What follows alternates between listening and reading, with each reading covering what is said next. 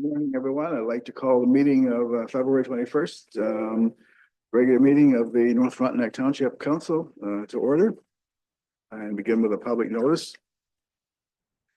Please be advised, North Frontenac Council meetings are recorded. By attending a public meeting of council, you are consenting to your image, voice, and comments being recorded. Members of council, staff, delegates, and attendees are advised that they may be subject to legal action if their actions result in inappropriate and or unacceptable behavior or comments.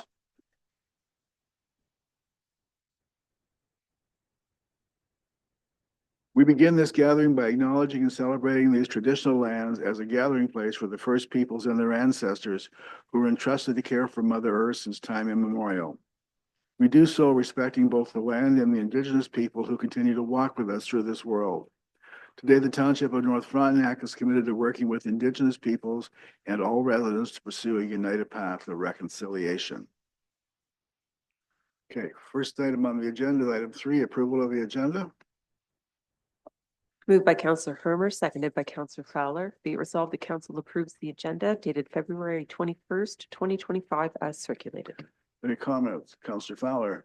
I got a point of order regarding this agenda, particularly item section 11, item A. I would like to know how that got to be part of the agenda. I just like that I'm directing this to Corey. The response to U.S. aggression? What about the U.S. aggression? Corey? So per our policies, council has, you have two ways to bring things up to a meeting. So one is through an administrative report, and then the other is through a notice of motion at a council meeting. So this is per your policies. This is permitted. Something like this should have got the approval of the council. Okay. All right. Any other comments in favor of the agenda? Carried. Any disclosures of pecuniary interest or general nature thereof? Seeing none. Business profile, Highland Vinyl Designs. Moved by Councillor Fowler, seconded by Councillor Hermer. Be it resolved, the council receives for information the business profile of Highland Vinyl Designs provided by the Economic Development Task Force. Any comments?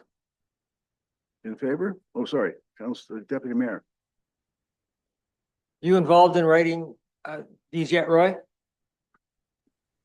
No, not yet. I'll be writing one next month. We look forward to a continuing list of new businesses. Any other comments? In favor? Carried. We have no presentations. We have no delegations. So the adoption of the minutes of the previous meeting. Moved by Councillor Hermer, seconded by Councillor Fowler. Be it resolved, the council adopts the minutes of a meeting held January 31st, 2025 as circulated. Are there any comments? In favor? Motion's carried. Business arising out of the minutes. Resolution 38024, amendment to the waste bylaw. Moved by Councillor Fowler, seconded by Councillor Hermer, whereas at the meeting on November 22nd, 2024, council passed resolution 38024 to amend Schedule C of the Township Waste Bylaw, number 6017. Now therefore be it resolved, the council receives for information an email dated February 4th, 2025 from the Clerk Planning Manager advising Schedule C of Bylaw 8023 should have been amended, and that council will consider a bylaw later in the meeting to amend Schedule C of Bylaw 8023. Are there any comments? In favor? Carried. Now we go to item 10A, Clerk's Administrative Report, Communications Section A.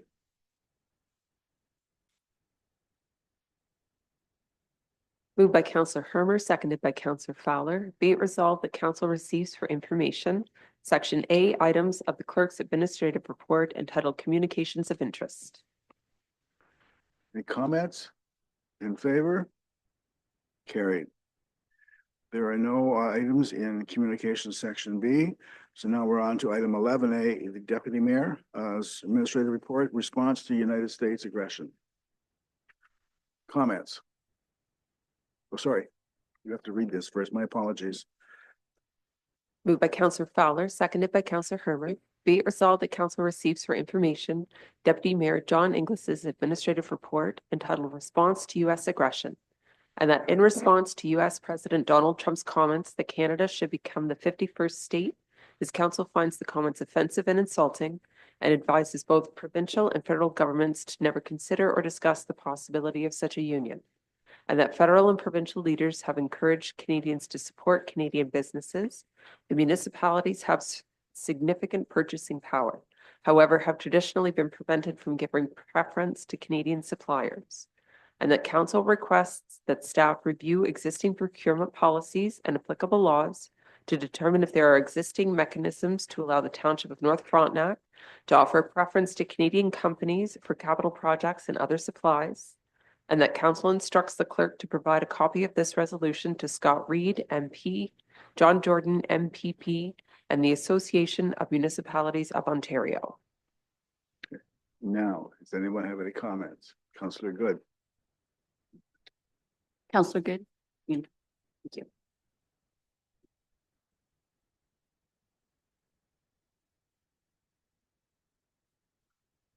Nicely done, John. Nicely written. Another thing is, it's too bad we couldn't tax the American cottagers that's all up here, some kind of tariff too that help give back.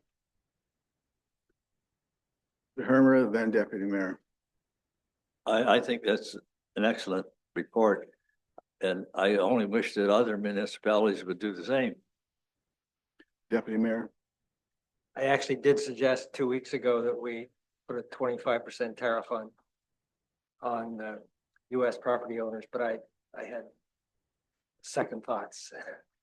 I just know enough Americans who cottage here, and I really respect them, and I would hate to do such a thing to people who visit.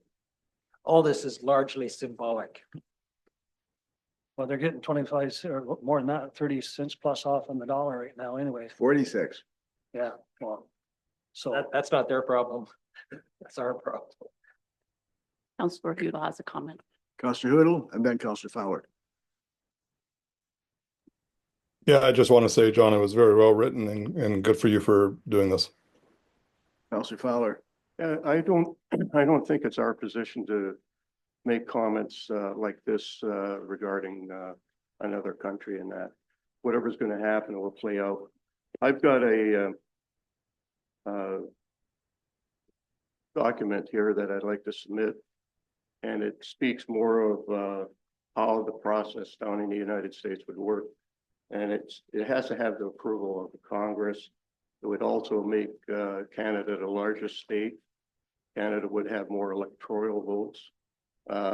It would be almost impossible for this to happen. So if I may, I'd like to submit this to the clerk to add to the agenda.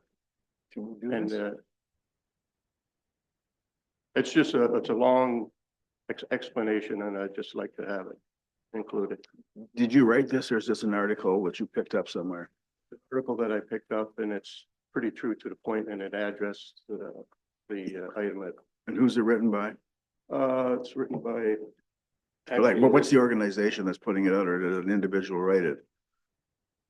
This here is Will Weissett of the Associated Press. Okay. Corey? So we can circulate it to all of council. I don't think we can add it to the agenda, but we can certainly circulate it to all of council. Okay, Councilor Fowler. I'd appreciate it. Deputy Mayor. I would just prefer that it have no relation to the report that I've presented here. Okay. Are there any other comments? Councillor Hermer. Well, when Fred said it was impossible, I disagree with that. If you look, since his election, Trump has never done anything right. He bypasses Congress, he bypasses the Senate. He does everything by executive order, and that's a dictatorship. Okay. Deputy Mayor. And I'd just like to briefly address the idea that this council has no business commenting on international affairs. And I thought I'd explained that very briefly in the report, why we do, because we do influence the province. And the province does get involved in international affairs. So I disagree that we have no place talking about international affairs. Corey? And I know that Kelly, as the treasurer, has been seeing, and I think Terrace, we're seeing stuff every day where municipalities are really upset about this, and they're doing the same thing as us. They're looking for opportunities to purchase Canadian, and it's a huge thing right now. It's all over the place. So it's kind of, it's all, even AMO has taken a huge stance on this, and they're really they're really going after the provincial levels of government to say, you know what, municipalities, kind of like John said, we have a lot of buying power, all the municipalities, and they're looking for ways to try to, so it's not just a North Frontenac thing. This is happening all over Ontario right now, big time. Okay, so, my turn. I don't think this should be here. I really don't like the title, US aggression. They haven't aggressed anything, if that's a word. 49.8% of the 155 million people in the United States voted for President Trump. And I'm not a Trump supporter. I don't think we should be involved in their politics whatsoever. We have, for instance, Fernley Lodge is down in Pennsylvania trying to generate business, have Americans come up here and spend their money. We have Americans coming up, they have seasonal cottages here. They hire all our service industry. People have renovations and so on, and they need servicing for their plumbing systems, whatever. If we don't want them to come, that's fine. The difference between the Americans and the Canadians is explained to me by Fernley Lodge is the Americans will come up and buy an American package, which is they'll come up with a family and they'll buy something for a whole week, where the Canadians come up and buy it for 2 or 3 days, and that impacts the actual business. So I don't think on the surface this is okay, but the reality is the paper behind it is a lot of personal opinion in my opinion anyway, and I can't support it. Councillor Hermer. I strongly disagree with what you said. These tariffs will affect the township. I'm not arguing that.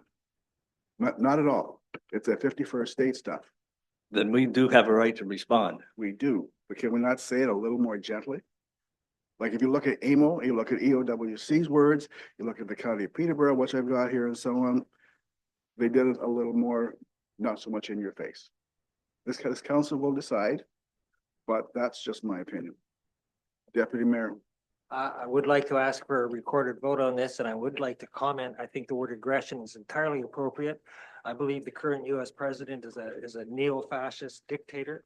Excuse me. I don't think that's appropriate. I think it's quite Council. appropriate, and there's nothing in our procedural bylaw that stops me from saying that. Well, there is something about talking about identifiable individuals. This man is president of the United States. I agree. I understand that he was voted for by half of the American population, and that frightens me, quite frankly. But if you read the report, it's asking that our 2 upper levels of government never consider discussing the possibility of a union. That's the point. And I maintain the word aggression is entirely appropriate. All right, any final comments? Councillor Fowler? Is this going to be acceptable to give to the clerk and include in this? No, it's going to be distributed to council. Okay, It has to go through the clerk and you can have that. All We've right. agreed to that. thank you. Okay. Okay. Councillor Hoodley, anything else you want to add? No, I think John speaks well. Okay. All right, recorded vote, please.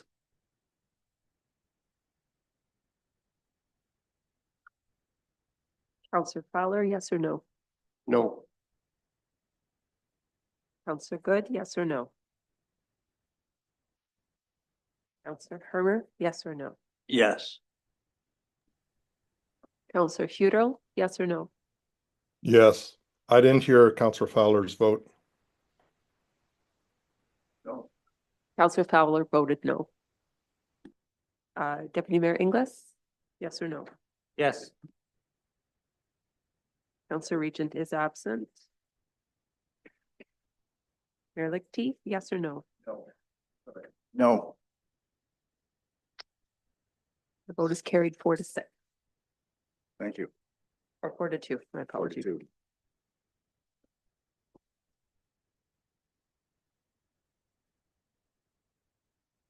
Okay, item was 11B, Shore Road Allowance Closure and Bylaw, Scaletta and Smith / Demo. Moved by Counselor Hermer, seconded by Counselor Fowler. Be it resolved that council receives for information the clerk planning manager's administrative report entitled Shore Road Allowance Closure and Sale Bylaw, Scaletta and Smith Demo, and that as required by bylaw 2023, the following be declared a surplus and sold to the adjoining owners. All that part of the road allowance in front of lot 23, concession 6, and block A on registered plan 1090, geographic township of Barrie, being part 2 on registered plan 13R 23-291 Kashwackamack Lake, and all those parts of the road allowance in front of lot 16, concession 1, geographic township of South Canonto, township of North Frontenac, county Frontenac, being parts 4 and 5 on registered plan 13R 22057 Palmerston Lake, and that appraisals of the properties are not necessary as these are shore road allowances, and that council will consider a bylaw later in the meeting to stop up, close, and sell portions of the shore road allowance. Any comments? In favor? Motion's carried. 11C, Concession and Shore Road Allowance Application for Approval in Principle, Boyle, Bond, and Johnson.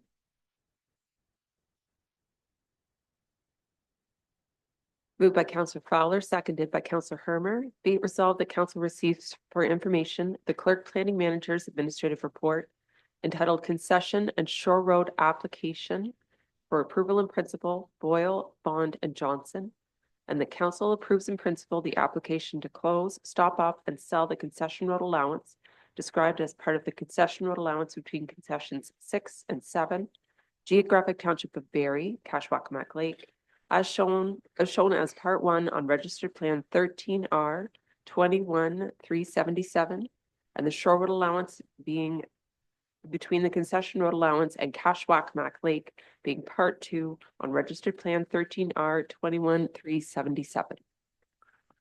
Any comments? In favor of the resolution? The motion is carried.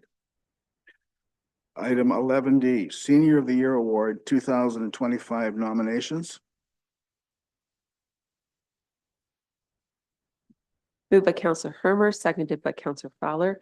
Be it resolved that council receives for information the clerk planning manager's administrative report entitled Senior of the Year Award 2025 nominations, and that this award gives the municipality the opportunity to honor one of our outstanding local seniors for the contributions they've made to enrich the social, cultural, and civic life of our community, and that council nominates blank as Senior of the Year and instructs the clerk to submit the application prior to the April 30th, 2025 deadline, and that council wishes to participate in the Ontario Senior Achievement Award in 2025 as it recognizes an individual for significant contributions to their community after the age of 65, and that council nominates blank for the Ontario Achievement Award and instructs the clerk to obtain 2 testimonial letters and submit the application prior to the June 15th, 2025 deadline.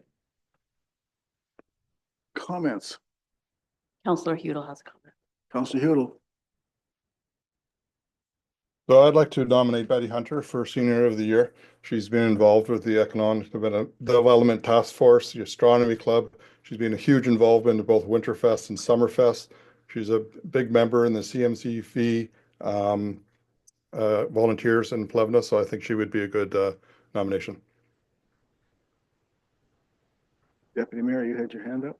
I was just gonna ask about process. Do we want to discuss potential nominees around this table, or do we just leave it open until June 15th for people to come forward with names? We now have 2 names, one provided by Mike Haig and yourself, Roy. Right, this showed up last year and I was a little concerned because we're doing the nomination and the discussion right here. We have until June 15th. That's a senior one. Hang on. So we have till April 30th or something? We'll close April the 30th, 2025.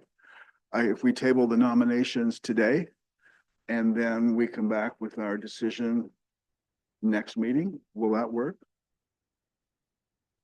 Counselor Fowler? Yes, would this be in an open meeting or a closed meeting?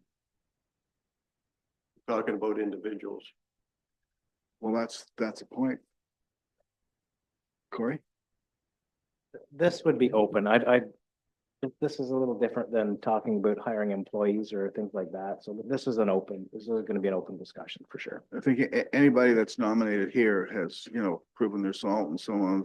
So I mean, it's just that this, our decision is which one we think is more deserving at this time. Not that anybody's not deserving of it and so on. So anybody else wish to put any other names forward?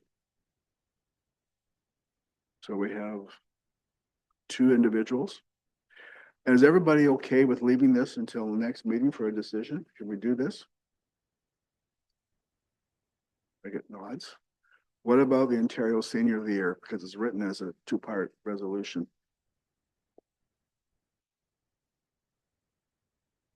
What about Barb Sproul? This is Ontario. She got.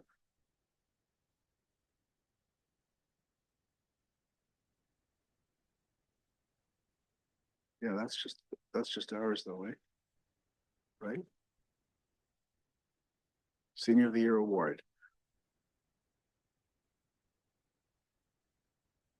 Brooke? I don't think, as long as I've been in the clerk's department, we've done the Ontario Achievement Award. We have typically done the Seniors Award, except for those few COVID years where we just didn't. So, but I think the idea was because last year there was a lot of discussion about, I think, several individuals. So this was an opportunity if there were more than one person in the community that you felt deserved recognition. It's an opportunity to do that. Anybody else wish to put any other names forward, or do we want to even get involved with this?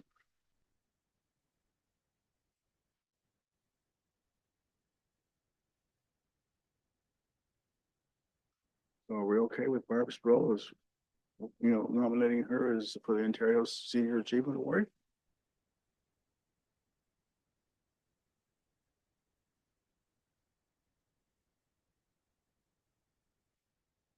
Did we have Barb on one list before? For the local one. Yeah, Was it? This is for the Ontario Achievement Award. Yeah, I see the Ontario, but I didn't know if we, okay. and the award up to. Yeah, the award up to 20 a year at the Ontario level.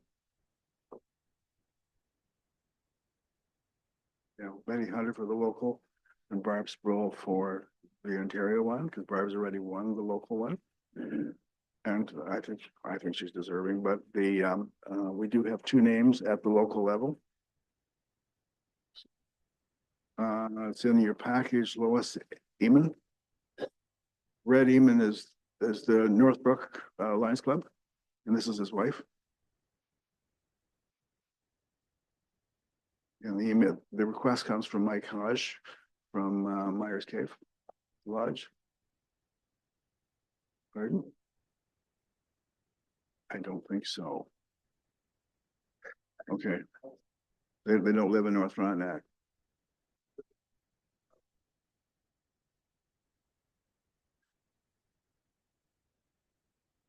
So I'm just looking at the requirements. It's not that they necessarily have to live in the community, but they have to contribute to the community. They do have to be an Ontario resident, but I'm not trying to influence one way or the No. other, but just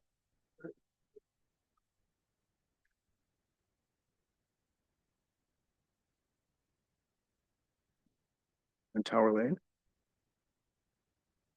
Every time I win there, I get lost. Okay, so how does this work then? So we have this resolution. Do we just defer the resolution until next meeting? Corey, Brooke? I think that's really up to council. If you feel that you're ready to make a decision on this, then we can put the names in and start the nomination process. If you'd like to sit on it until the next meeting and come back, that still gives us in the clerk's department time to get the application in. If you feel like you need a bit more time to think of a thing. Deputy Mayor? I suggest we defer the whole motion to give us a chance to think about a nominee for the local one. That way you don't have to rewrite the resolution. Maybe a third or fourth name will come up for the local one and we'll leave the Barb Sproul's name in the provincial one. That would be my suggestion. Counselor Fowler?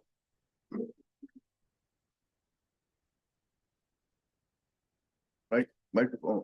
Oh, sorry.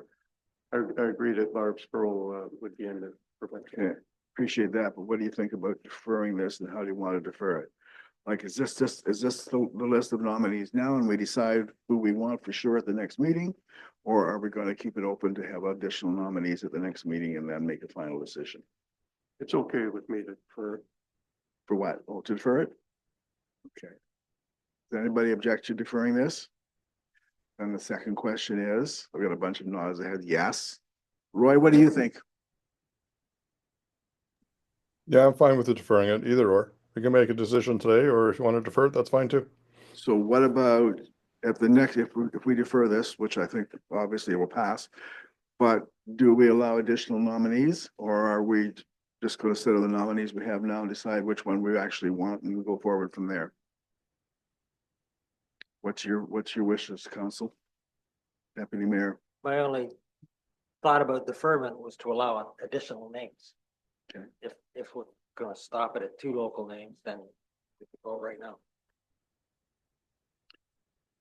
I'm going to have, we're on the table. Councilor Good, what would you prefer? Okay. Councilor Fowler? I'm okay either way.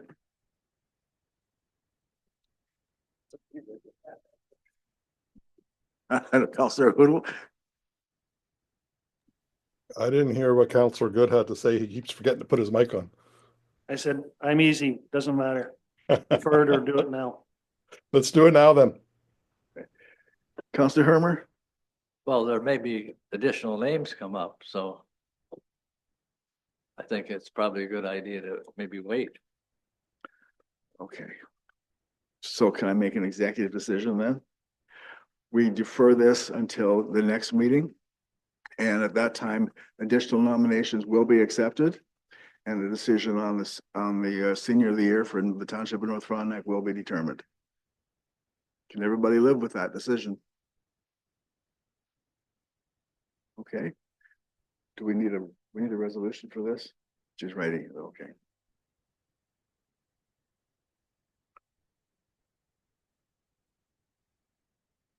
And that applies to both positions.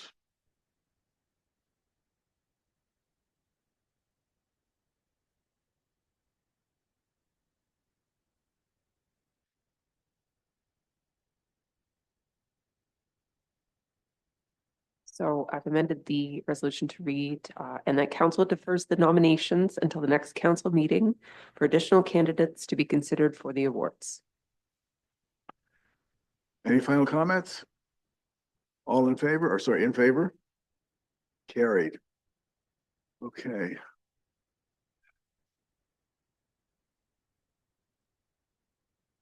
Okay, so now we have signed the statement of the municipality as part of the application for the environmental compliance approval for Fernley Lodge. It's item 11E. Moved by Councillor Hermer, seconded by Deputy Mayor Inglis. Be it resolved that council receives for information the clerk planning manager's administrative report entitled to sign the statement of the municipality as part of the application for environmental compliance approval for Fernley Lodge, and that council will consider a bylaw later in the meeting to authorize the mayor and clerk to sign the statement of the municipality as part of the application for environmental compliance approval, and that in the future, if the planner's review of the proposal determines the development proposed under the ECA submission complies with the relevant policies of the official plan and zoning bylaw, council authorizes the chief administrative officer or the clerk to sign a statement of the municipality on behalf of the township. If concerns are identified, the statement of municipality shall be provided to council for consideration. Are there any comments? Deputy Mayor? What exactly is it that the township is signing here?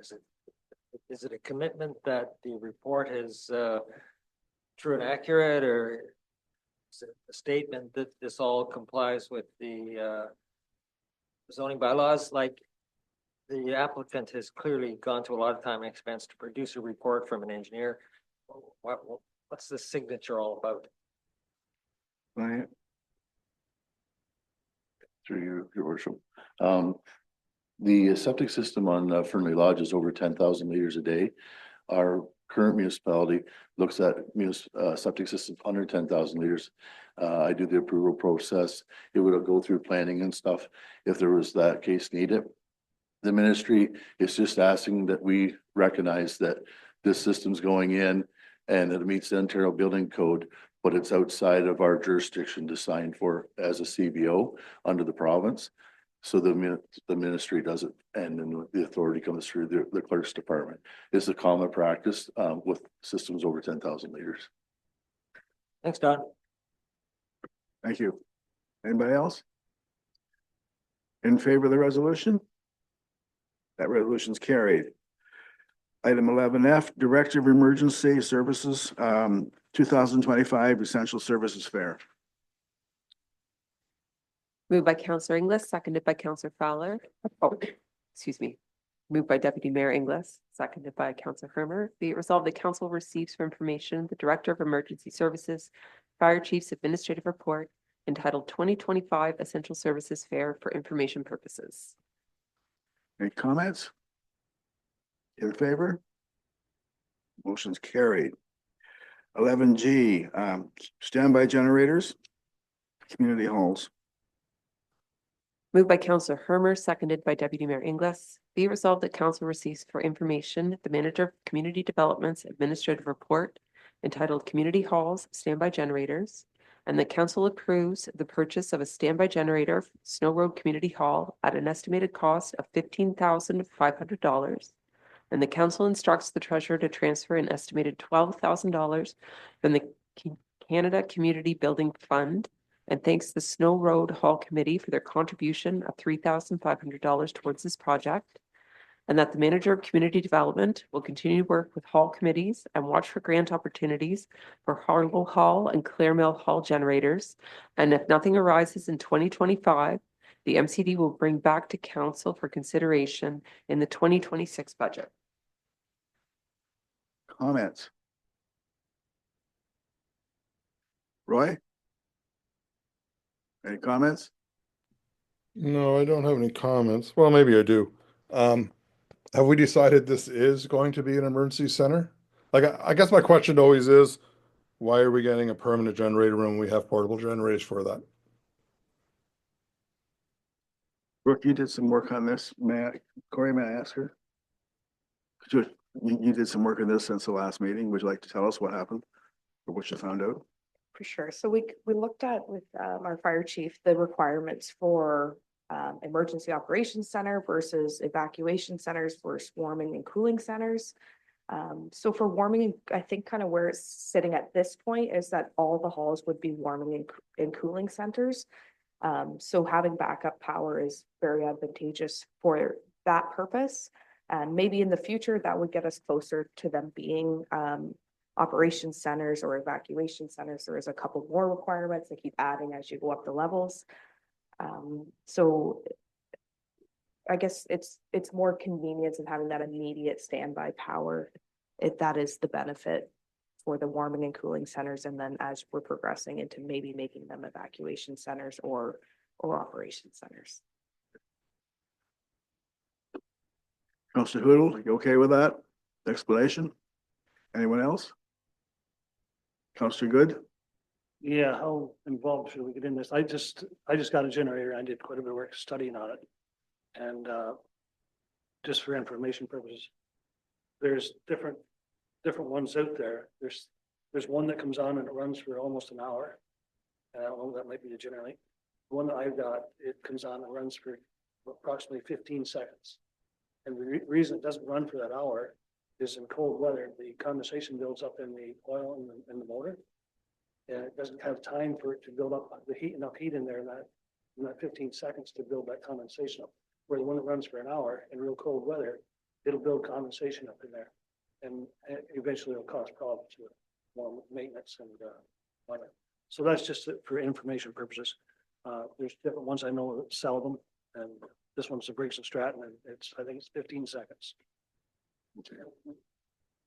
And it uses a lot less fuel. Okay, so I have a question though, and it's really to you because I don't understand that. I'm not a mechanical engineer but if we have an emergency or we're using this generator, it's going to run for 4, 6, 8, maybe even 20 hours. So how does this 15-second work in comparison to like a full run? With a full run, the whole motor heats up and it doesn't build up the condensation in there that it does in the hour run. For Okay. 15 seconds, it does its test, runs its system on the computer that does a test, make sure everything's working properly. Okay, you're talking about the monthly tests or whatever, Weeks, once a week. once a week, okay. Counselor Fowler, Yes, do have they picked the type of generator? well, that's kind of up to Yeah. staff. That's, I think, Brooke, that's just a generic name right now, or do we have an actual product picked out? We do not have it. We obtained quotes on a product, but we will have to receive 3 quotations per procurement policy. So there isn't a specific brand picked out, but I'll take into account your suggestions. Thank you. Deputy Mayor? In future, we will be faced with the question of precedent. Surprised you didn't bring that up, Wayne. We're putting $12,500 into Snow Road. They're producing $3,500. Harlow and Clare Mill will probably ask for similar conditions in the future. I think that's the whole idea of this resolution. When you read the report behind it, it says Harlan didn't want one at this time. And Clare Mill decided to forego it at this time because they'd much rather focus on other things, including a new rink surface and so on, or a hard surface outside. So, yeah, we're setting a precedent. So you can deal with it. Okay. Any final comments? Yeah, I was gonna go back to Council Hurdle's asking about the standby generators.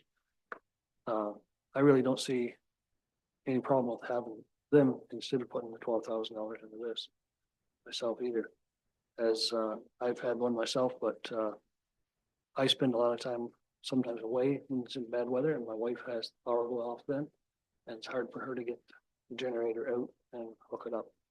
She can do it, but it's this way here that it's just right there where volunteers can operate a standby generator down there for the few times that the power goes off when there's an event on or whatever. I don't really think it's necessary to have one myself. That's Snow Road or any of the other ones. Councillor Hermer? Well, I understand all the halls have this GenerLink adaption, so they're very easy to hook up. There is a downside to that, though. 2 of the halls have permanent generators, Berry Hall and Ompa. The other 3 have GenerLinks. I got that right, Brooke? But the GenerLink generators are stored in fire halls or elsewhere. They have to be moved. And they just, maybe they're used somewhere else. So you want the one in Snow Road and it's powering something else. It's not going to go to Snow Road. Community hall. And then we have another issue. So this is just sort of do we absolutely have to have it? No. Should we have it? Yes. That's just my opinion.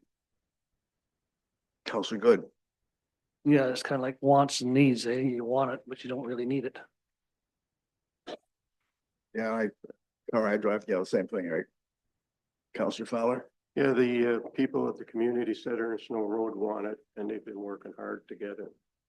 And it's available now. I think we should give it to them. All right, I'm going to call the vote on this now. Before I do, Roy, do you have any final comments?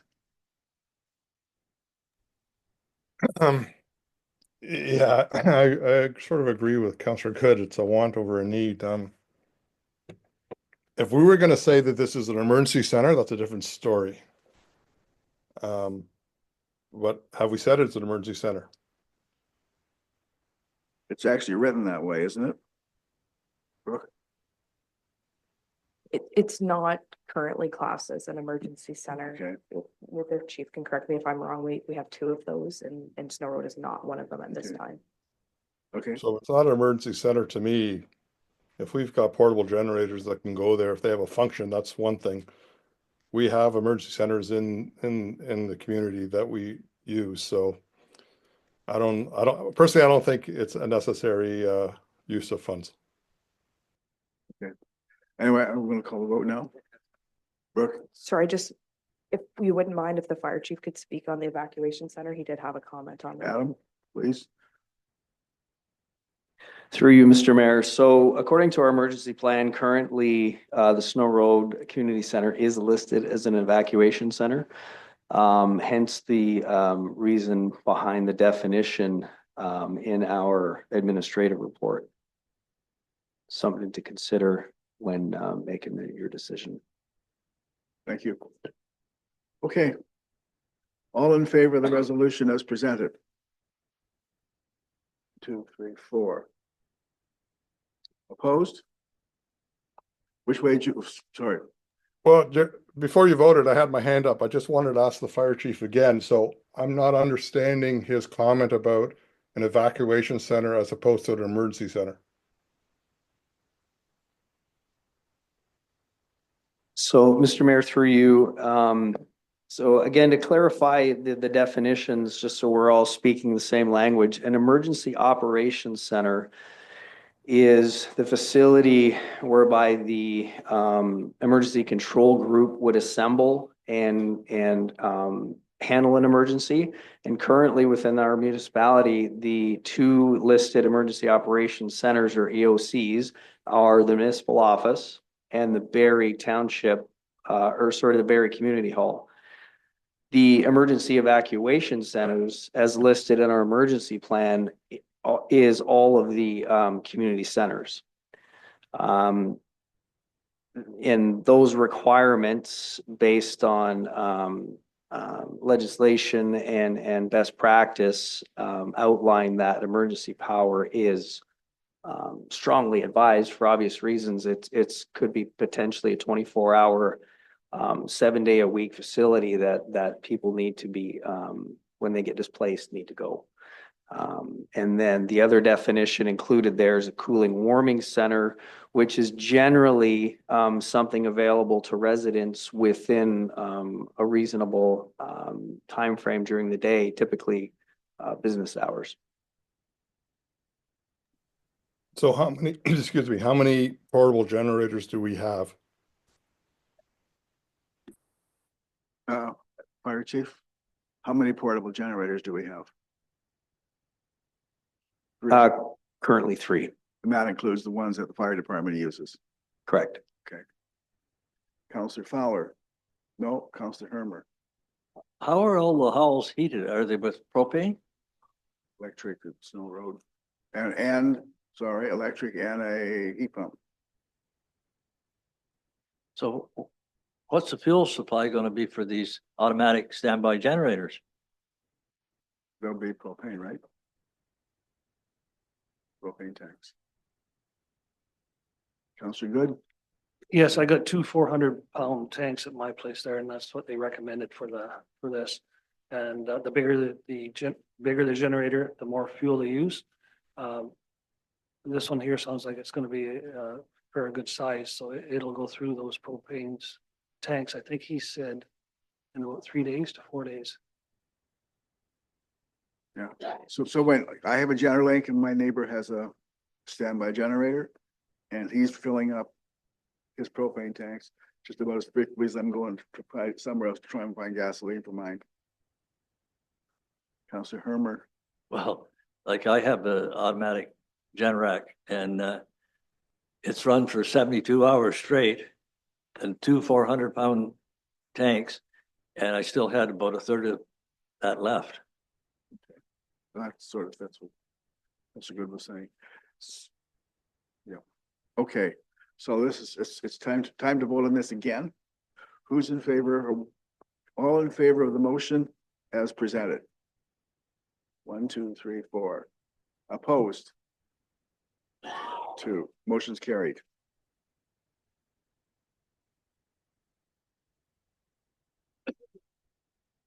Item 11H, Crown Land Stewardship Program Annual Report 2024. Moved by Deputy Mayor Inglis, seconded by Councillor Hermer. Be it resolved, the council receives for information the Manager of Community Development's Administrative Report entitled Crown Land Stewardship Program Annual Report 2024. Are there any comments on this item? In favor? Carried.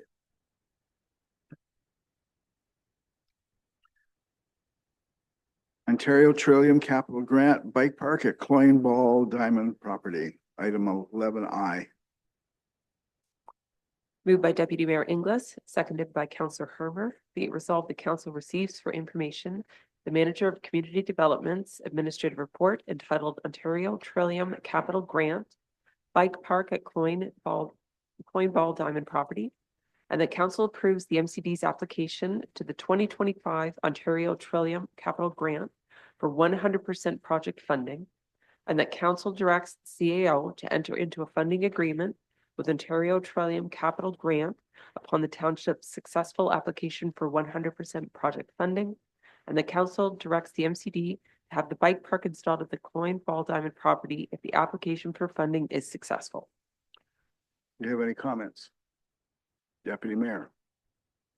Brooke, do you have any idea of the ongoing maintenance cost of this after it's installed? You wait 5 years, then it starts costing a lot of money. What happens? So it's kind of unknown at this point until a design's secured. It depends what it's made of. Is it made of asphalt or is it just more of a dirt track? Is there wooden ramps?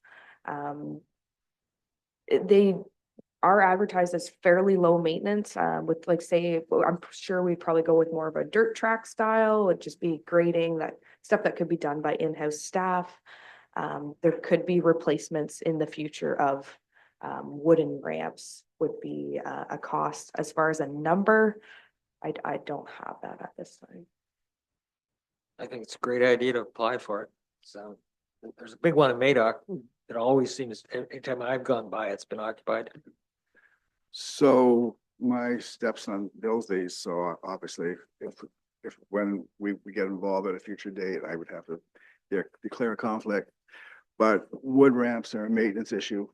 All it takes is one board to come loose and little Johnny or little Susie on the bike trying to emulate a larger kid ends up somewhere else and we're into a lawsuit or potential lawsuit. The ramps, kids go off the edge and so on. So if you look at the one in Carlton Place, you look at the one in Perth, they're all built fairly close to the ground. There are curves and so on and super elevated curves built into them, but they're all done with gravel with an asphalt top. So their only maintenance is making sure the asphalt is good. If you go to wood, then you have ongoing maintenance problems that get to be fairly substantial. So that's just my 2 cents worth. Okay, Councillor Fowler. Just wondering, is this going to interfere with the ball diamond? No, it will not impact the current ball diamond or tennis courts. It may impact the beach volleyball court, which would be relocated. I think this is a great idea, especially with Bon Echo Park sitting there and people come down and drop the kids off and maybe they do some shopping on North Frontenac side of the highway. Well, you know, it's a great thing. And I've talked to 1 or 2 lodges. They think it's great because they build themselves as bike friendly and so on. So take your bikes and go and do it. And I'll tell you, I was there when they opened the one in Perth and the one in Brockville. And the kids are lined up. So the minute that ribbon's cut, there's 10 kids out on that thing. And the bikes are anywhere from this big to $20,000 bikes. You know, they just, for whatever reason, they just love it. Anyway, all in favor of the motion? That motion's carried. So item 11J, joint application to the Active Transportation Fund with the County of Frontenac Snow Road Multi-Use Pathway. Moved by Counselor Hermer, seconded by Deputy Mayor Inglis. Be it resolved that council receives for information the Public Works Manager's administrative report entitled Joint Application to the Active Transportation Fund with the County of Frontenac Snow Road Multi-Use Pathway, and that council endorses the proposed joint grant application to the Federal Active Transportation Fund for the construction of the multi-use pathway and Snow Road Station, and that staff are authorized to collaborate with relevant county and community partners to prepare and submit the application prior to the February 26th deadline, and that the county will submit the application with the township as a joint participant, and that the Chief Administrative Officer be authorized to enter into an agreement with the Government of Canada should the joint application to the Active Transportation Fund be successful, and that council instructs the treasurer to transfer the estimated $25,000 from the Canada Community Building Fund. So Darwin, do you want to speak to this, please? Yes, thank you, Mr. Mayor. This Active Transportation Fund supports projects involving the construction and enhancement of multi-use trails and pathways that promote active transportation and active lifestyles. So this project would be eligible.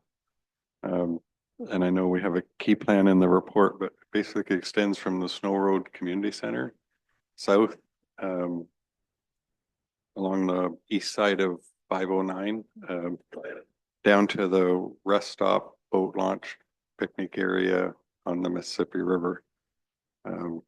It'll be within the right of way, but separated from the roadway. And the north section, we have enough width, we can get some separation. The south end where it, just given the topography, and it'll be adjacent to 509 on a little lower grade, and the cost estimate for that section includes steel beam guide rail to make sure they're separated. So that separation and protection will improve safety for the non-vehicle users. I had the privilege or ability last fall, late in the season, to travel the KMP down to Charbot Lake, and that south end from north of Highway 7 in particular, down to the village, I just couldn't believe that people walking and jogging and cycling, and they have nice benches set up looking out over Charbot Lake. And I can see this resembling that with the access to the rest area on the Mississippi there. And then it will be anybody that wants to continue eventually northbound or southbound on the KMP, it'll provide a connection directly from the village to that. So it's a joint application with the county. And I know in the report we put that they'll provide funding up to 60%, but with what the county has approved, providing, sorry, it leaves the township providing 25,000 of the 250,000. So the bottom line for us ends up, it's really 90% funded. And I know 25,000 is still significant money, but it's just, to me, it's a good investment in an asset that'll serve the area for many years. And it's considered strategic plan. The one item is promoting a healthy lifestyle that enhances recreational facilities, trails, and parks. And I see this initiative falling under that. And Mr. Mayor, maybe you can provide, I understand the county approved their participation in this earlier in the week. Maybe you can expand on that. So, thank you. Comments? Councillor Fowler, then Deputy Mayor. Yeah, this year is an addition to the KMP trail as it has already been planned, like going up through behind the homes up in Snow Road. No, the only portion that would be considered a portion of the current KMP trail would be from the rest stop, the river up to where the old KMP currently crosses the 509. From that crossing up to the community center is an entirely new proposal. The reason I'm asking this is that I've had people ask me regarding the KMP trail. And they're under the assumption that nothing is going to happen north for maybe a year or two north of the Mississippi River. And this is going to be, a portion of that is going to be north of this river and then continue on up to the community center. So they're concerned about the idea that they were going to have a year or so before anything would happen. Yeah, I don't think it involves, well, it doesn't involve, I think, the section of the KMP trail to the north that's currently so sensitive. I see it as a separate initiative with or without the KMP trail. This is a multi-use trail linking the village to the rest stop and the picnic area and the boat launch on the river. Deputy Mayor? First thing I want to say is I think this is an entirely appropriate use of our 25,000, which is basically gas tax money. This is what it's meant for. We're getting a 10-to-1 bargain here. My understanding from the report is this takes the KMP from just south of the bridge up to the community center. I'm still confused about where the trail would go from the community center. I understand there were issues around property ownership and people were going to be forced to sell. So I'm still not sure of the route from the community center to the, to up north of the village, where the trail crosses the Highway 509 again. I do know that Richard Allen was at our EDTF meeting this last week and spent 20 minutes or so describing his, what turns out to be the rest of his career. I think he's in love with this project, and this KMP project has grown into something far bigger than I ever was told back in 2012 or 13 when it was presented to county council. It's a big deal. It involves at least 3 counties, and it's going to involve international visitors. We have a problem at Snow Road, but we'll get over it. Okay, so for clarity, the KMP trail ends about 200 feet, 50, 60 meters south of the bridge, crossing the river at Snow Road Station. And the snowmobiles are using it now, and they come out of this trail and they don't even stop, and they're right into the traffic. So eventually, and Councillor Fowler mentioned this several months ago, there will be a need for a bridge, but that's a whole different story. You come across the bridge, and the original proposal by the county was to have everybody stay between 2 sets of guide rails going up 509 to where there's a side road that goes across. It's just a little gravel path about 5 meters wide, 4 meters wide. That was considered to be extremely dangerous because of the gravel trucks and the gravel operations in the area. It's also on a 4 seasons tourist route. You get a lot of people, motorcycles, car groups or car clubs going through there and so on, especially in the summer. And there's walkers there and ATVs 24/7, 365 days of the year, and snowmobiles as well. So the idea is to take the KMP trail off the 509, put it right beside it. And it's some topography of that are geographically challenging, as Darwin pointed out. And then where the trail will go across, the second portion would be from this point here, which is Nickerson's driveway, Fred, up to the Snow Road Community Center. And if you really want to get involved, and there's money at the county level for part of this, you could build a trailhead there where people would come, and it's long-term economic development.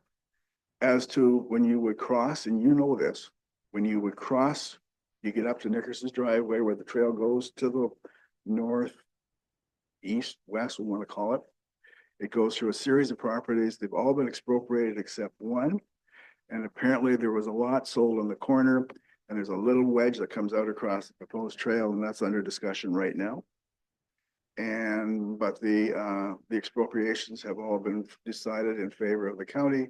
What they have to do is they'll finish the paperwork and some survey work in the spring and so on. It's just a matter of time.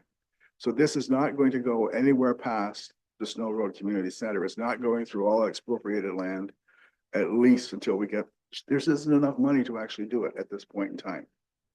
Depends who's in power at the provincial level, and it depends what grants are being offered and how good our representative's going to be. It may all change.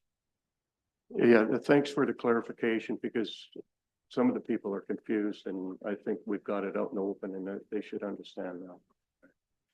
And we can't get north of 509 up to Calabogie or the Lanark County line because there's still a legal issue with one of the properties at the far end. And the county has passed a motion not to purchase this until it's free and clear of all legal encumbrances. So this is just taking us to where basically 509 is not going through the expropriated area. That'll be a whole different area, a whole different discussion. Okay, so any other comments? In favor of the motion? That motion's carried. Item 11K, 2024 Annual Waste Management Recycling Statistics and Year End. Darwin, you have anything? Sorry, I've got to get you to do your thing first. Moved by Deputy Mayor Inglis, seconded by Councillor Hermer. Be it resolved that council receives for information the Public Works Manager's Administrative Report entitled 2024 Annual Waste Management Recycling Statistics and Year End. You have anything to say with this, or would you like to say anything? Yes, Mr. Mayor, just some comments just to identify that all of the recyclables, whether it's the containers or the paper and cardboard, every component of what we recycle increased over the last year. The only exception was hazardous waste went down slightly. I can't really explain. I think it's just within the fluctuations that can happen annually. The steel went up significantly.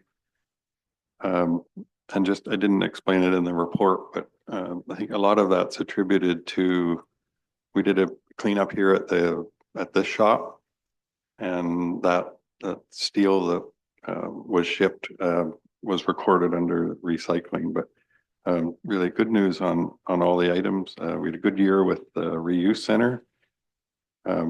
We shipped over 1,000 tires, and we have a new service provider. The last at least 3-4 years has been a challenge with tires to get them picked up. And that wasn't working very well. I think the province tightened up on the pros that were responsible for this, and we have a new service provider, and it worked out really well this year. And then just overall, the annual summary, and it goes up every year, but just counting the bags of recycling and waste, it went from about 76,000, 77,000 in 2021, and we're up to over 85,000 in 2024. So, and that's consistent with what we see at the waste sites with construction, demolition, waste, and traffic, that the demand is going up annually. This will be our last year with the outsourcing of the Blue Box program. It might be our last year to report in this much detail on the recyclables. It'll just depend with the transition to the pros, what information we'll have. So anyway, it's definitely the last reporting period where we'll be using the data call that we've used since like 2005 or something. So overall, it's all good news, and we've stayed closer to the budget than I've stayed in probably any other area that I'm responsible for. So we're just we came in slightly under the approved budget for that function.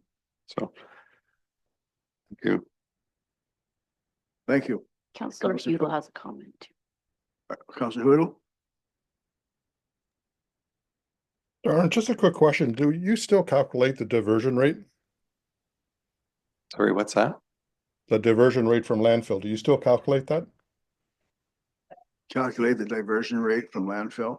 Well, we have the total tonnage here, which includes, with all it's all recycling.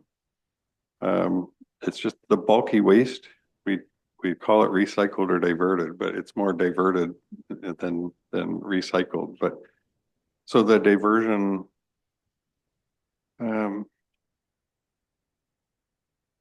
so we recycled, diverted 350 tons of material. Cambian will be here at our next meeting talking about material, the total material that was handled at the sites, and probably in a better position to talk about actual diversion rates. Okay, because I have we the used tonnage to, recycled, but I don't have the tonnage, the total tonnage of what would have been received at the waste site.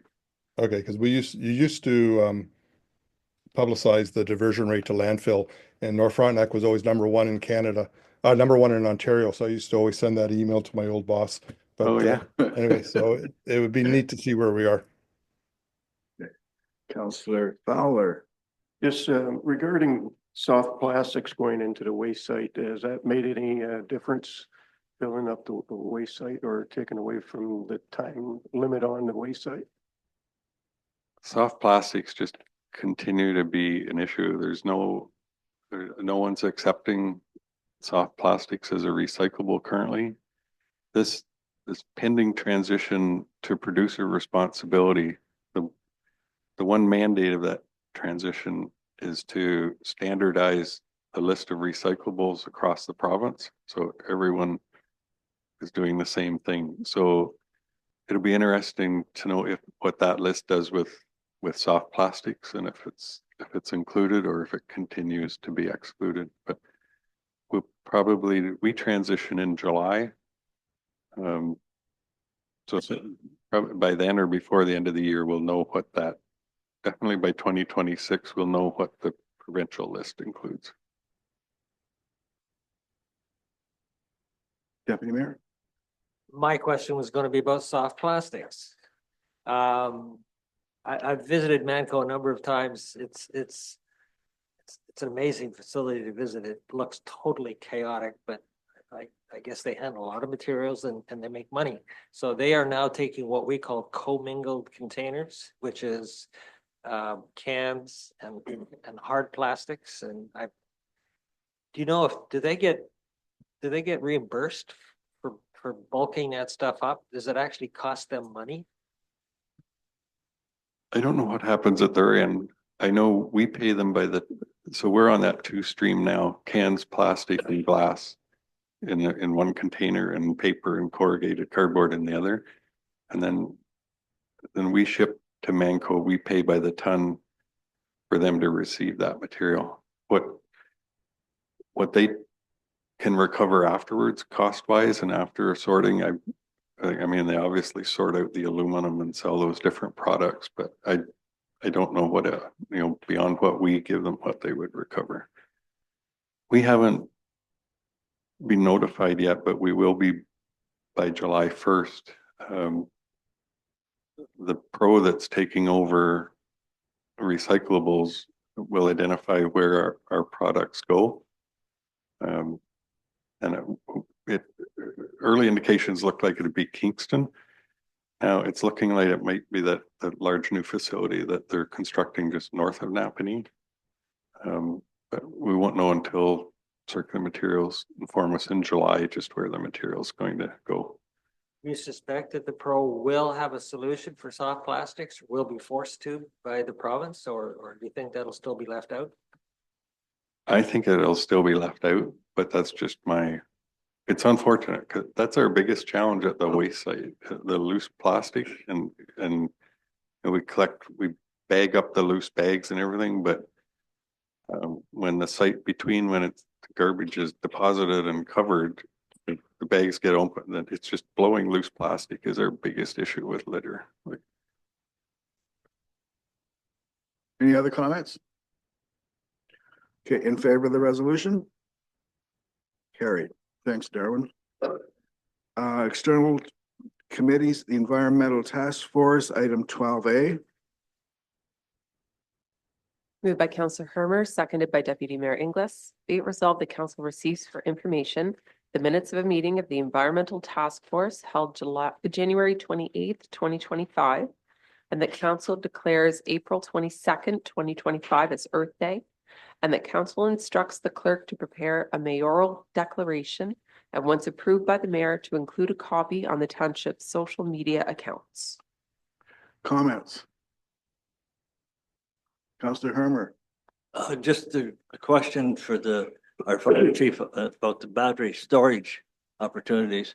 If we had such an establishment, Adam, and there was an incident, do you feel the township fire department would be capable of suppressing that or even under thermal runaway?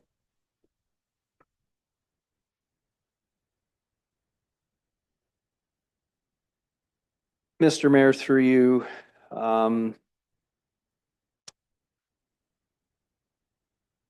that's a great question. Potentially, it's really, it's one of the hottest topics in the fire service right now.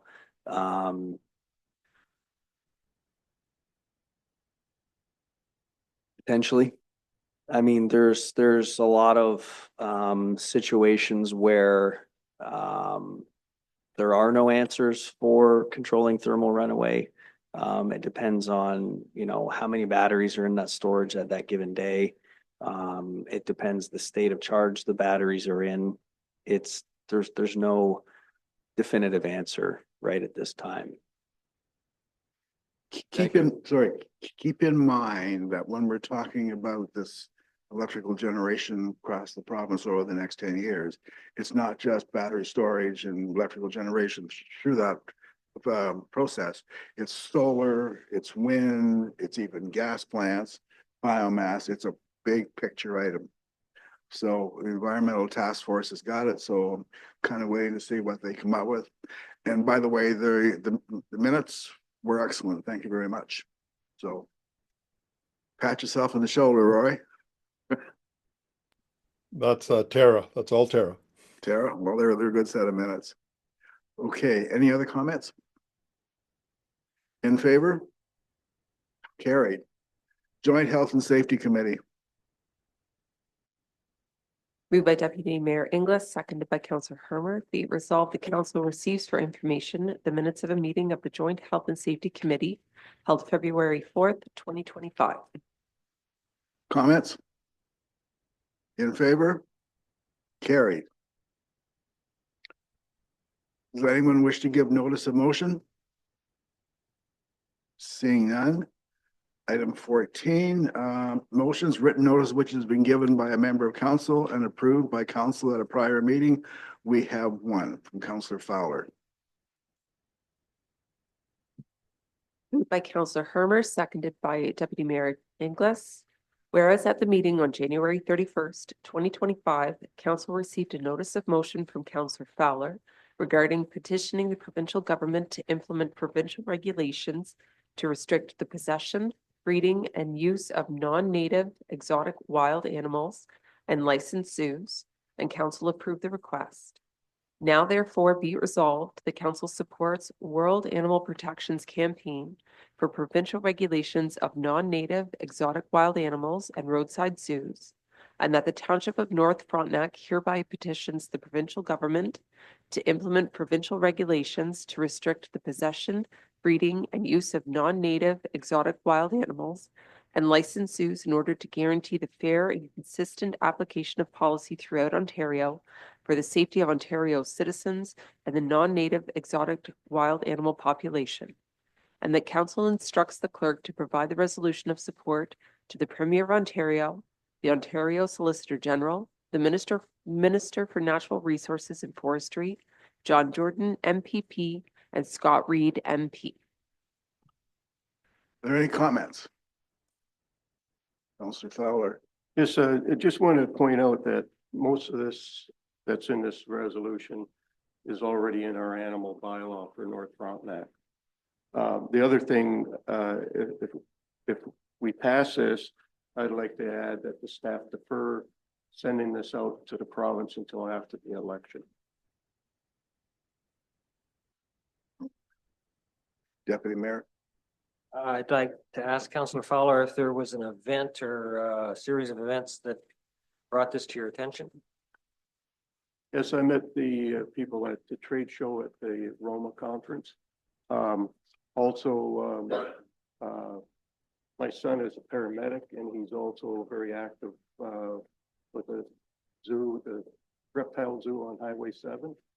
And he's really well aware of exotic animals and they've got some very venomous snakes there and stuff like that. And they're probably one of the few places that can handle a very dangerous animal like that. Also, when I was on the police force in Toronto, there was this one person that phoned up the emergency and asked to have the zoo come and find his snake that got out, which was a saw-scaled viper. And there's no anti-venom available for that. And so there are people that are getting pets.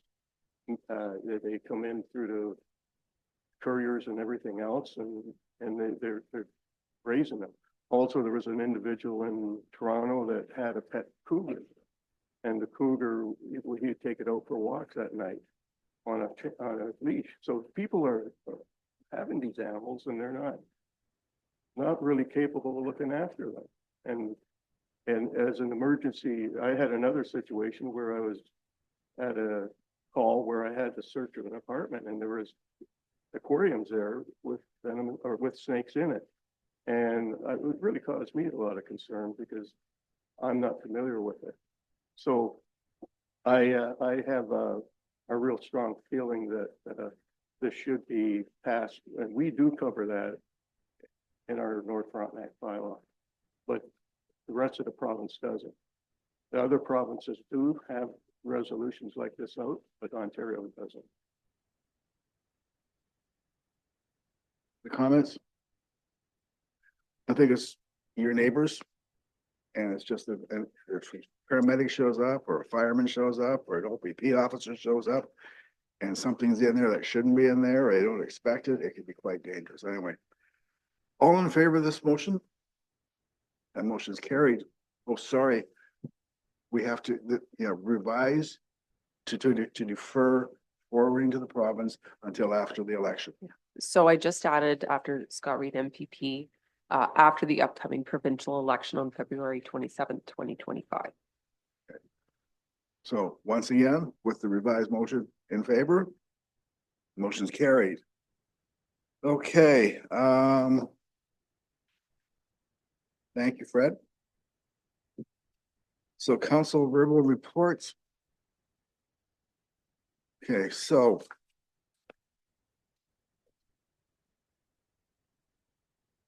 we had County Frontenac met on council met on this past Wednesday, and we passed the resolution regarding the joint venture for the KMP Trail in the Snow Road area. We've authorized the purchase of 4 ambulances as a scheduled rotational replacement. We had to put 30% down, $77,000 in ambulance. So each ambulance today or the other day was $260,000. Council looked at 2 resolutions. One was, both were initially motioned by the mayor of Frontenac Highlands and seconded by a councillor from Central Frontenac. The first one was to promote the Good Roads Association's safety program for rural roads and to send the information off to the province. And county turned it down, saying that with the opinion that as Frontenac County has no real infrastructure and it doesn't carry a lot of weight, and that it should be this should be sent down to the lower tier, which is us, for us to consider if we should so wish. So I went to the Good Roads website to see what this program actually involved, and it talked about leveraging funds, which to me usually means it's going to cost us. And there was very little there that I could find about what it was other than guide rails and guardrails and signs. So I'm not sure. Anyway, that will come to us one way or the other eventually. The second motion they looked at was telling Ontario to get out of the municipality's way with regard to bike lanes. And we turned that back to the lower municipalities as well because we don't have bike lanes and so on.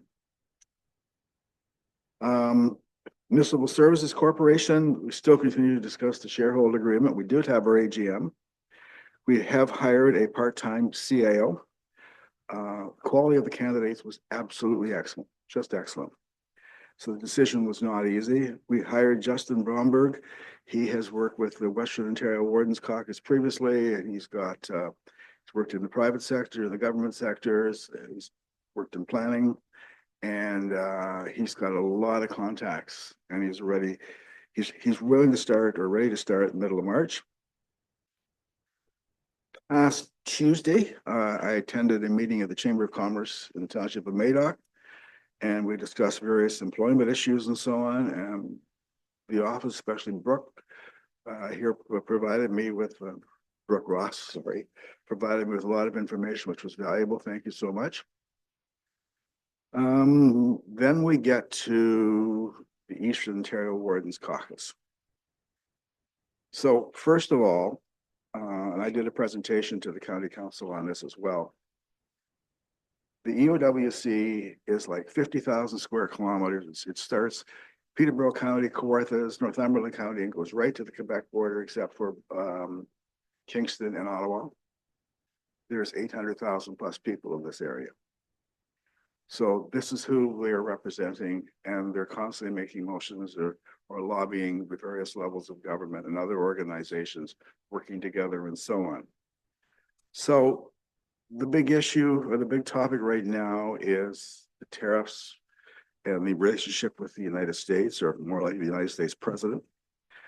So the first thing we did was the current government proposed something called Fortress Can-Am, which is a energy security and power economic growth scenario that both sides would work together and promote to build jobs and interaction between both sides. In other words, build relationships, bring back jobs, support each other.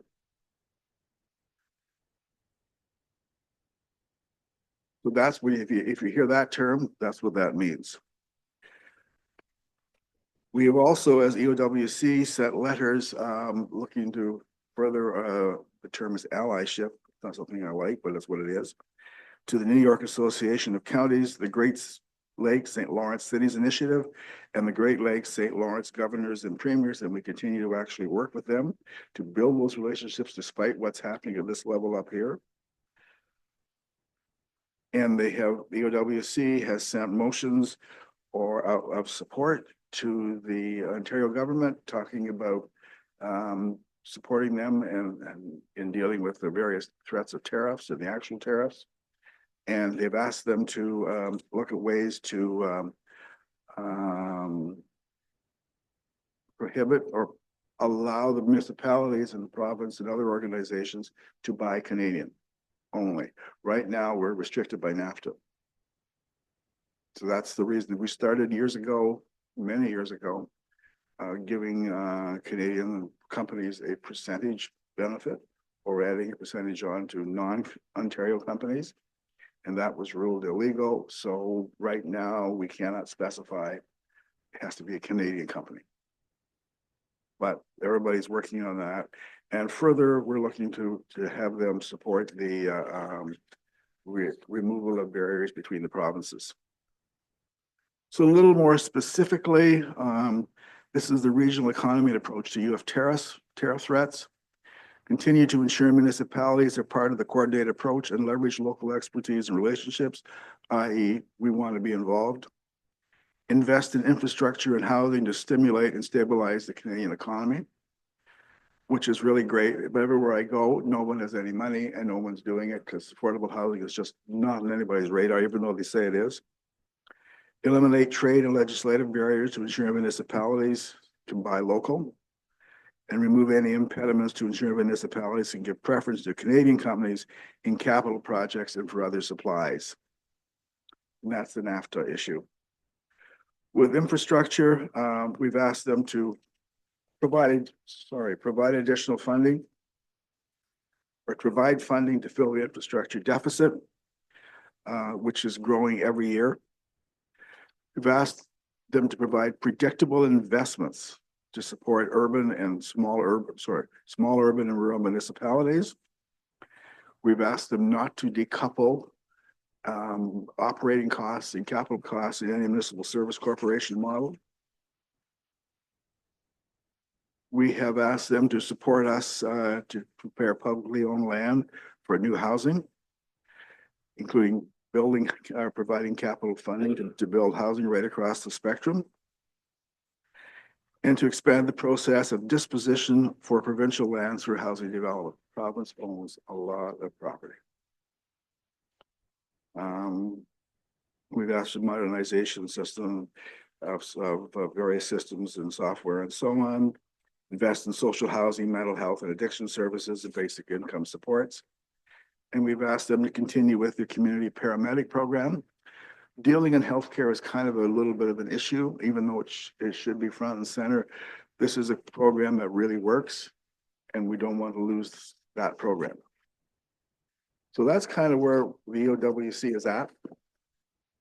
And all this information has gone to AMO, and it's gone to our MPP. It's also gone to the candidates who are running for election in Frontenac County. So, and that'd be Leonard Frontenac. Any questions? Okay, seeing none. Wayne, Nothing to report. Councillor Regent's not present. Councillor Hoodle, Nothing to report. Councillor Hermer, Nothing to report. Councillor Fowler. Yes, regarding the EOTA, we're very close to having an agreement that's similar to our North Frontenac agreement. This is going to be an agreement with the county to use the K&P trail, and the EOTA will be committing a certain amount of money to be used on the K&P trail.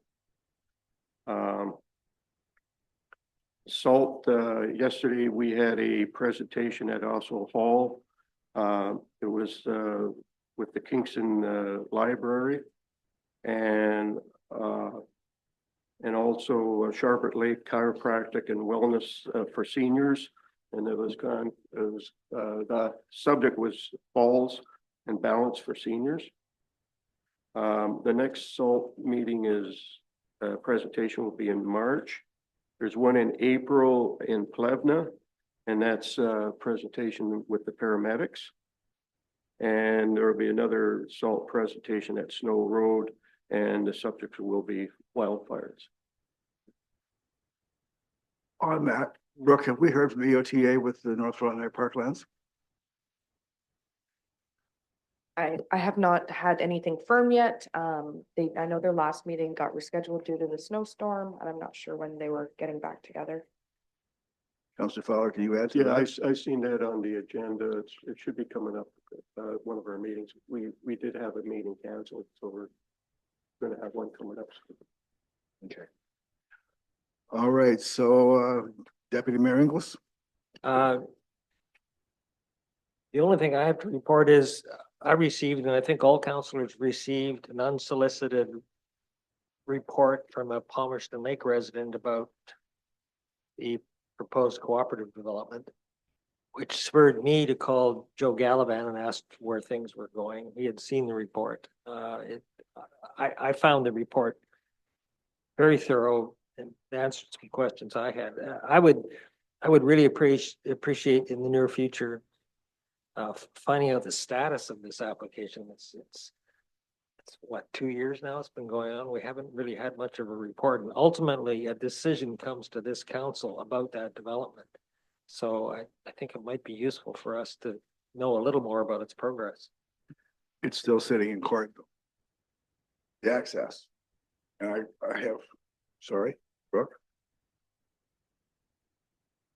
So we have put some information on the Engage Frontenac page that was set up for that application. That's for anybody in the public or for council to access. So that was like the the third review of the technical submissions. So there's been some back and forth with some of the reports. Them came in and there were some issues, so it had to kind of go back to the applicants for their, I'm going to say experts, because there's obviously biologists and things like that, that they're sort of working through. The mayor is correct, there is some issues with the access that the applicants will have to work through as well. So any information that we get as staff that we can provide to council and the public, we're doing. It's a complicated proposal. So our intent is to, when we get a lot of these issues resolved, is to bring back a report to council. And I'm not sure how that's going to look, whether it will be like a public meeting dedicated just to that, or just more of a report to council. But as soon as we get the information, we'll give it to you. And let the members of the public who have expressed a lot of interest in this, so that they're up to date about it as well. And I will say too, if you need to contact somebody about it, Sonia Bolton has been taking the lead on this one as well in the planning department. If you have more questions than I can answer. My issue is we can do all this approval we want and go through it all and answer all the questions, dot the i's, cross the t's. And then the judge decides, no, the Roberts have the right of way and they control it. And even if they lose that, then we have the question of that access road. That's even questionable. The proponent would have to make an agreement to improve that road somehow. We'd never get fire trucks in there, not safely. Anyway, that's just my opinion. Anything else, Deputy Mayor?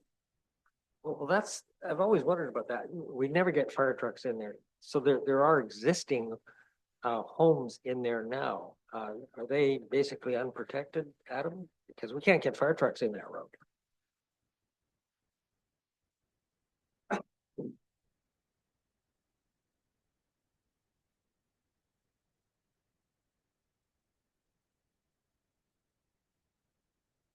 Mr. Mayor, through you.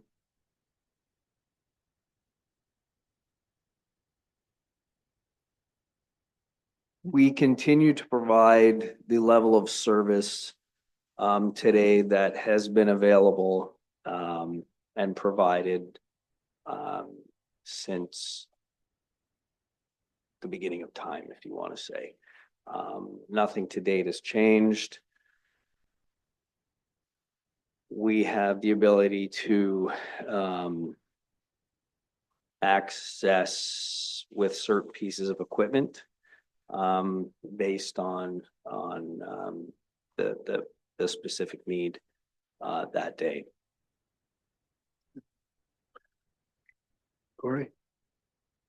Just through you. So we actually had this discussion yesterday, so it's actually not bad timing.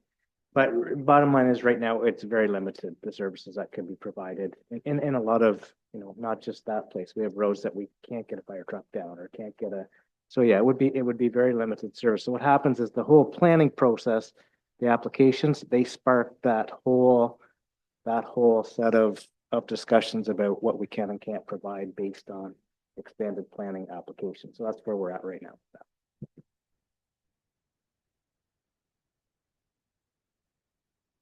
Thank you. Okay, introduction and reading of bylaws. Sorry. Yes, I'm sorry. My apologies. I was getting ahead of myself here. Moved by Deputy Mayor Inglis, seconded by Councillor Hermer. Be it resolved that leave be given to the mover to introduce the following bylaws that have been circulated to all members of council. 2025-08 to close and sell Shore Road allowance. 2025-09 to amend Schedule C of Waste Bylaw 8023. And 2025-10 to sign environmental compliance approval application. And that these bylaws be read a first, second, and third time and finally passed. Any comments? In favor? Carried. Item 17, public forum. There's no one in the council chamber. Is there anyone online? If anyone online wishes to speak, please use the raise hand feature.